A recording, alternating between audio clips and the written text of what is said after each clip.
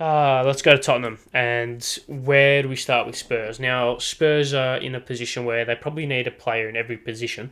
They probably need a player in every position. I don't think their centre halves as a whole are entirely good enough.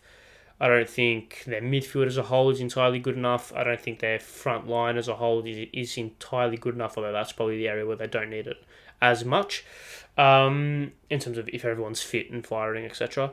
But I was looking at the team and I was looking at this is one of the reasons why I've gone with other players for other teams.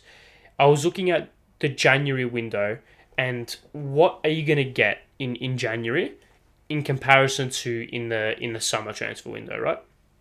In the summer transfer window, it's pretty much free reign on anyone you want. Whereas January, the options are very limited. So if Chelsea, we'll just use Tottenham, right? Because we're going to speak about them.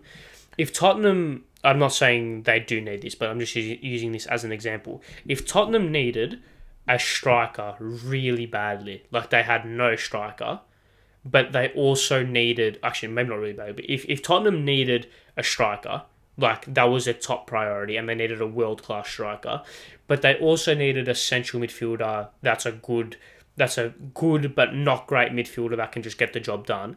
In January, you're more likely to find a player to fit that centre midfield mould rather than the striker mould because they're just not that available in January. So this moves on to who I think Tottenham should buy.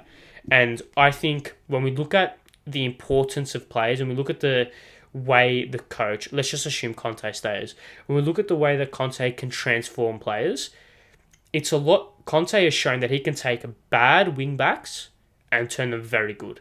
He turned Victor Moses and Marcus Alonso into the best wing back duo in the world, right? Granted, he is working with Emerson Royale. No, yeah, Emerson Royale, who,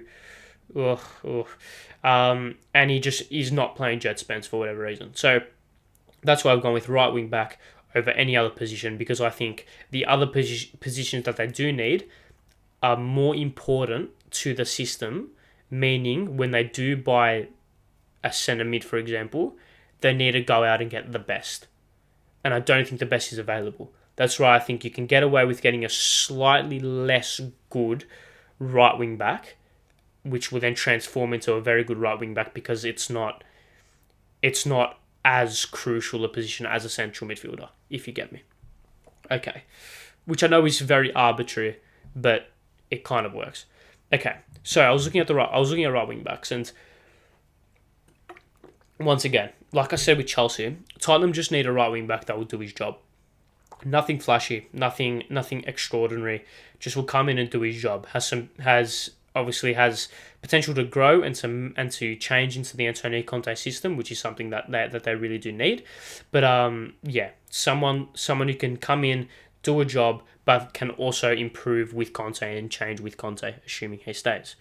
Now, I hadn't really heard of this player much until I was looking into who Tottenham should sign. This one probably put me into a rabbit hole the most in looking at right wing backs. But I've gone with Vanderson. I assume that's how you pronounce his name, or Wanderson, from Monaco. Now, background information for a lot of people who probably haven't heard of him. He's a attacking right wing back. He's 21 years old, currently playing for Monaco, like I said. And he is a player that naturally has a lot of attacking, maybe not flair, but has a lot of attacking impotence naturally. But because he's been playing as a traditional right back for Monaco, he's able to hold his own without the ball as well, and defensively he's more than capable. So, if we just go let's go straight into some FB ref, shall we? Where are we here? Vanderson. It's Vanderson, Vanderson. I'm pretty sure that's how you spell it. Anyway, unless I spelled it wrong on my run sheet. But he's currently in Monaco. He came from Grêmio. From Grêmio in Brazil. I think he's only been one of the other players in this list that has only been at Monaco, that has only been in his most recent club for one calendar year. But I think he should be. Once again, if Tottenham come calling, good wages, good money, I don't think you can turn them down. Anyway, let's go to some average positions first. Actually, let's touch on the FBA ref. There you go. Hints for the average positions. Let's touch on some FBA ref. So, so if we compare him to fullbacks, what we could say immediately is that he's very, very good defensively. Defensively, he's very good. That's probably his best. It's probably his best probably his best asset is his defensive ability, but that doesn't mean that he's shit offensively. Offensively, he's more than capable. Like we said, with passes completed, progressive passes, dribbles completed, touches in the attacking penalty area, and progressive passes received, he's in the upper echelons of fullbacks in Europe's top 5 leagues. Meaning that he is good offensively as well. Can get into good positions, can really occupy dangerous areas on that right hand side. Likes to maintain the width, likes to maintain the depth as well with his positioning. Likes to maintain the depth as well, both defensively and defensively, likes to get up and down all day. So someone like Vanderson who come in and be defensively very solid for Spurs, give them that extra layer of security, because I think they've conceded the first goal in I think it's the last 7 or 8 games or something along those lines. They've conceded the first goal.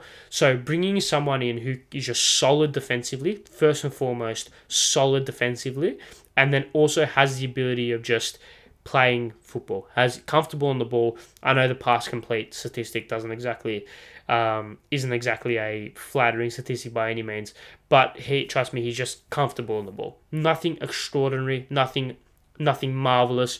But if you give him 6 months to kind of embed himself into the Tottenham system, if you give him a pre-season and a proper training